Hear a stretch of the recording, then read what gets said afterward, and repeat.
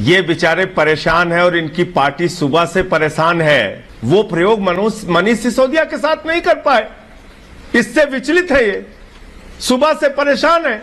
Number कैसे आया, कौन से नंबर से आया?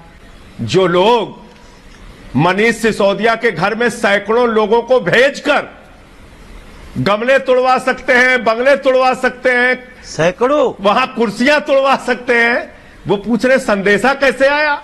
उत्तर प्रदेश में हमारे योगी आदित्यनाथ बाबा जी पिलाते हैं, 31,517 करोड़ रुपए कमाते हैं, अपनी भी बात करेंगे, दिल्ली की भी 20.8% रेवेन्यू।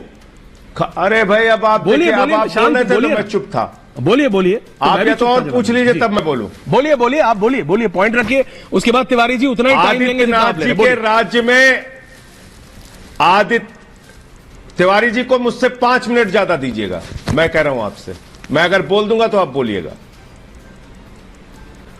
31,517 करोड़ रुपए आदित्यनाथ जी की सरकार शराब बेचकर पैदा करती है, यानी कुल राजस्व का 21.8%।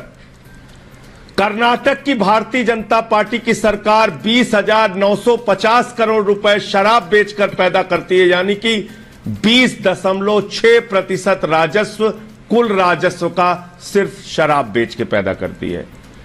मध्य प्रदेश की सरकार 13,000 करोड़ रुपए कुल राजस्व का पैदा करती है शराब बेचकर, यानी कि 19.9%, लगभग 20%।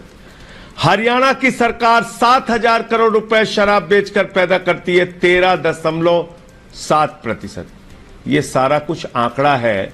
आप मुझे बताइए, यहां पर बैठ के ये कहा जा रहा है कि दिल्ली में कोई और काम ही नहीं हो रहा है। फर्जी आरोप लगा लगा के कि 21 साल उम्र, वो 18 साल दिल्ली में शराब पीने की उम्र है। यही तिवारी जी कह रहे थे, 18 साल जवाब ले लेते हैं। संजय साल है, संजय सिंह जी जवाब ले रहे हैं। 18 साल 8 राज्यों में है, दिल्ली में 21 साल है। सांसद महोदय जवाब ले रहे हैं, बीजेपी के सांसद मनोज तिवारी जवाब दे रहे हैं। मनोज तिवारी जी को मुझसे 5 मिनट ज्यादा टाइम दीजिएगा। मनोज तिवारी जवाब दे रहे हैं। Tiwari ji point by point क्रमशः। देखिए ऐश्वर्य भाई जी, आज अरविंद केजरीवाल जी, मनीष सिसोदिया जी, उनके मंत्री अपनी जाति और वंश सहित सब बातें कर रहे हैं,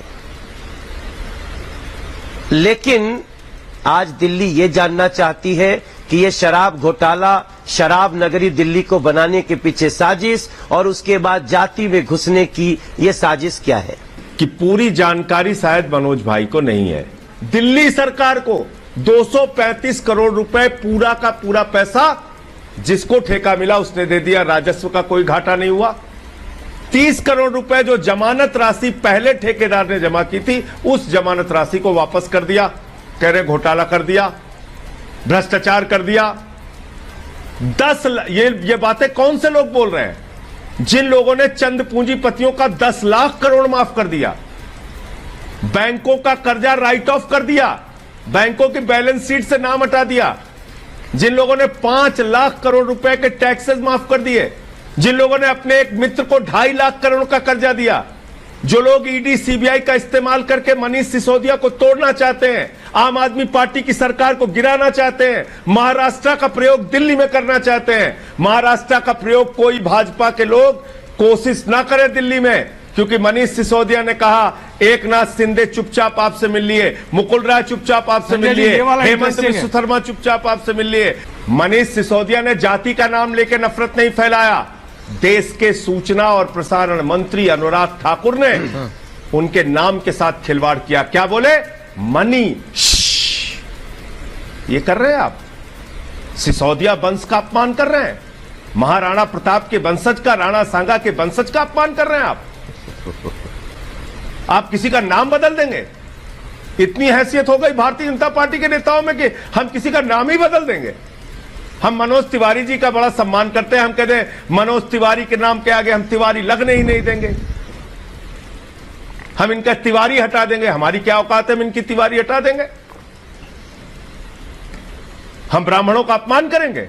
इस समय जब सारी बातें शराब घोटाले पर हो रही है, अगर आपको किसी भाजपा के व्यक्ति ने फोन किया है तो संजय जी आप निश्चित रूप से आज डिबेट में उसका नंबर लेके आना चाहिए था, उसका नाम लेके आना चाहिए था। लाए होंगे, आई एम इस श्योर। तरह जो मनीष सिसोदिया अपना लाए होंगे, क्रिमिनल वो माइंड संजय दिखा सिंह। रहे हैं, संजय जी लाए होंगे। ये आपराधिक दिमाग की उपज है।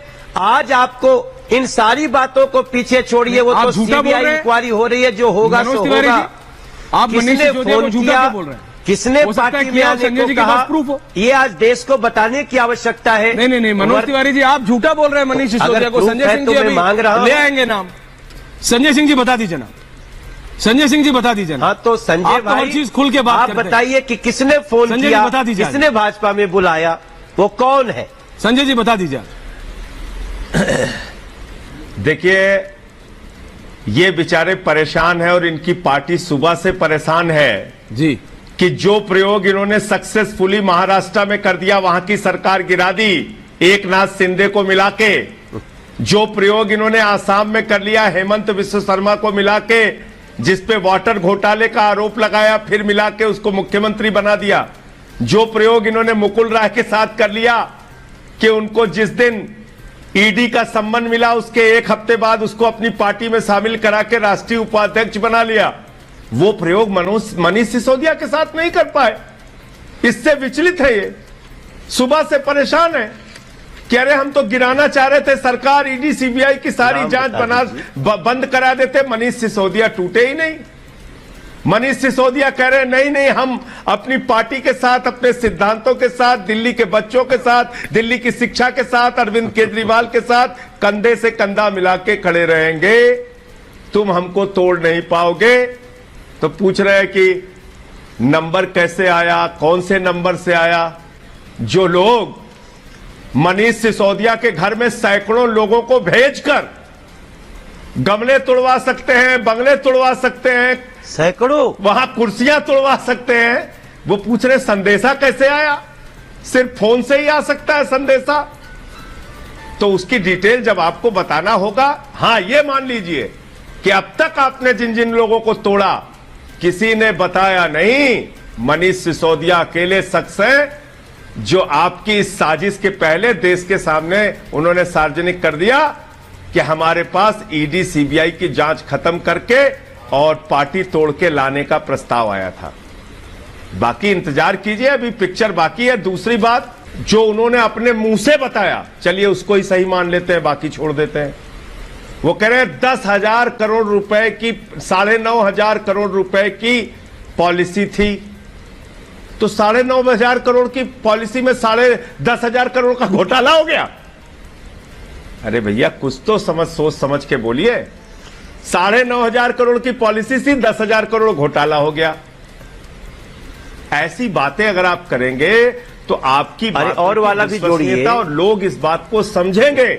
मुद्रा मेरे मित्र मनोज तिवारी जी भी जानते हैं और पूरी की पूरी भारतीय जनता पार्टी जानती है कि मुद्दा शराब नीति है ही नहीं। अगर मुद्दा शराब नीति होती तो 27 साल से जिस प्रदेश गुजरात में शराबबंदी है, वहां 10,000 करोड़ रुपए का काला कारोबार शराब का होता है। कम से कम आपके इस प्रश्न से यह साबित हो रहा है कि आपको चिन्मयानंद की पार्टी से ईमानदारी की उम्मीद नहीं है, आपको कुलदीप सेंगर की पार्टी से ईमानदारी की उम्मीद नहीं है, आपको येदियुरप्पा की पार्टी से, बंगारू की पार्टी से ईमानदारी की उम्मीद नहीं है, आपको व्यापम घोटाले वाली पार्टी से ईमानदारी की उम्मीद नहीं है। आपको उम्मीद कठुआ के अंदर 6 साल की बच्ची के रेप करके जिन लोगों ने बलात्कार किया, उनके समर्थन में तिरंगा लेके निकलने वालों से नहीं है। आपको उम्मीद आम आदमी पार्टी से। बहुत अच्छा सवाल है आपका। अब इसका मैं एक एक करके जवाब देता हूं।